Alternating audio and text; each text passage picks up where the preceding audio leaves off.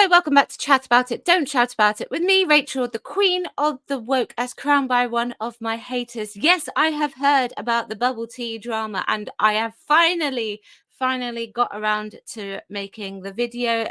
It's just the way I have to work at the moment. I hit some news items a little bit late, especially when other news items end up taking over, and I of course work full time in addition to that, so I have to do my best to cover as much as I can, but I can't always do it. But I have finally got to the bubble tea controversy that was sparked by actor Simu Liu. Actor Simu Liu roasted after he accused global bubble tea owners of cultural appropriation on Canadian reality show Dragon's Den. So this is a man who is of Chinese descent, lives in Canada, will quite happily wear an English suit, and also played a Korean character in a TV show.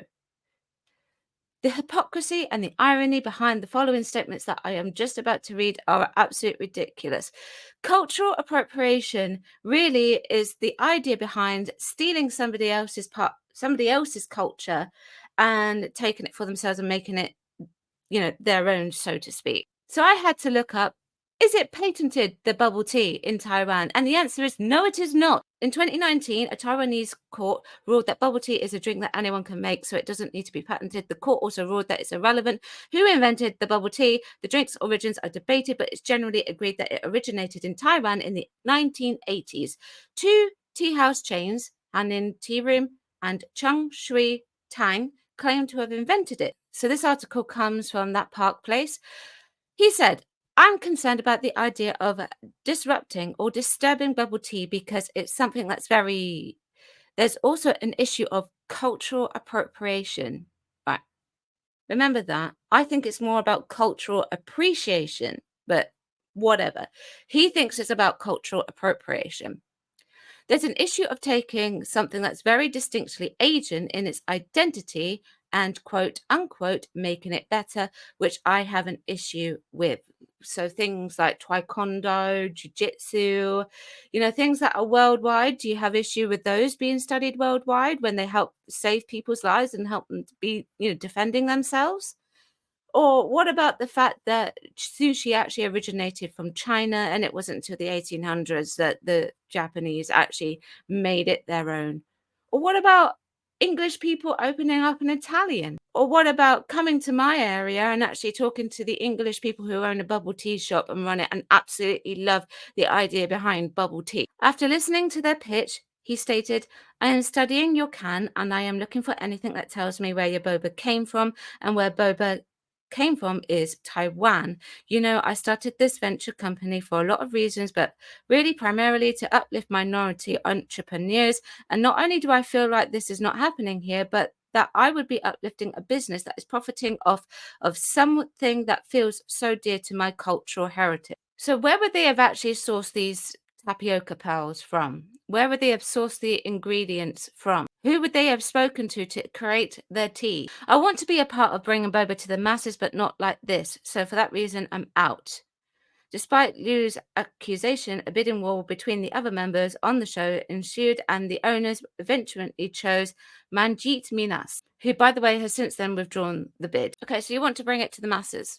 That's fine. But it's already been brought to the masses, and they just saw a different way of doing it. Liu stated afterwards, it makes me sad how successful this business is. It makes me sad that they're drinking boba with a raccoon with sunglasses.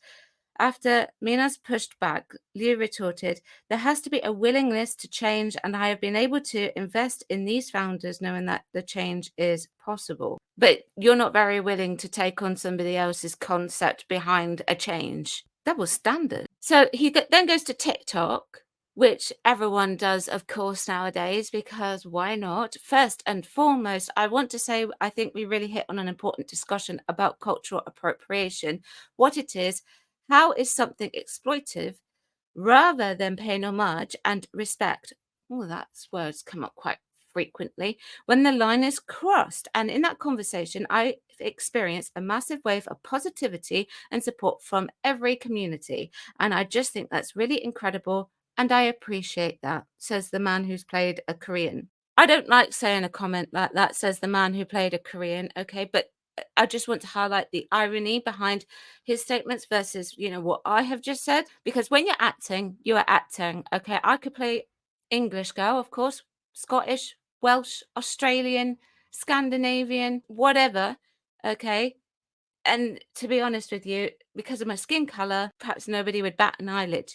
I'm just putting it like that. Okay. In my opinion, I don't mind the fact that he actually has played a Korean, but it's just ironic. If you're that set on not culturally appropriating anything, then you wouldn't be happy to play a Korean. And secondly, you were on a TV show to invest in a business, and you're not there to talk about cultural appropriation. That was not what the show is about. So why are you making it about identity? Why are you making it about culture?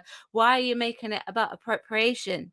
When in actual fact, for all you know, it could have been that because that they actually appreciate the Taiwanese culture and what it is. This drinking cup, this is a boba sized drinking cup, yet it has an anime character on it. I have an anime poster up in the background. On my wall, I have a picture of a Tory gate. For my friend's wedding, I wore a sari, and I tell you something, the Indian ladies that I bought it from were so excited about it. On the flip side, I've been made aware that the business owners have received a lot of threats and harassment and otherwise just kind of bullying and dogpiling. And I just want to say that full stop, it's never okay to make threats. It's never okay to bully and harass online. And I don't mean that the business owners don't deserve valid criticism. Telling them that they were culturally appropriating something isn't valid criticism. I actually see that as a form of bullying. And I don't believe that you should not be vocal about your disagreement, but I think we should all agree common sense. There's a line that you don't and shouldn't cross. And the thing is, I think you actually crossed it on that show. Now, I do not believe that that statement should have actually made it into the edit. I really, really don't, because that then aired on TV. So someone would have had to have signed off of that. And it was actors speaking without regard to what the consequences may actually be once again, and it's going to make him look really bad. Well, in my eyes it does, but apparently not in the eyes of other people.